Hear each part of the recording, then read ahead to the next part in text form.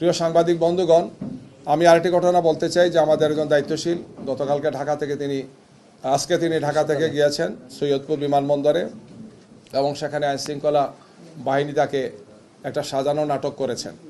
তিনি তার বক্তব্য স্পষ্ট করেছেন যে আমার ব্যবসায়ের জন্য আমি আসা যাওয়া করি, ব্যাংক বন্ধ, আমাকে কিছু লেনদেন করতে হয়, এই জন্য তার সাথে কিছু নগদ টাকা ছিল, যেটি খুবই স্বাভাবিক। একজন মানুষ ব্যবসা করতে পারেন, তার পরিবারের প্রয়োজনে বা অন্য প্রয়োজনে তিনি এটা ক্যারি করতে পারেন। এয়ারপোর্টের মতো একটা রেস্ট্রিক্টেড এরিয়াতে যেখানে খুবই লিমিটেড মানুষের চলাফেরা, সেখানে একটা নাটক সাজানো হয়েছে যে তিনি এই টাকা নিয়ে যাচ্ছেন এবং এটার বিভিন্ন অর্থ করার জন্য বিভিন্ন ধরনের বলা হচ্ছে নিউজ করা হচ্ছে।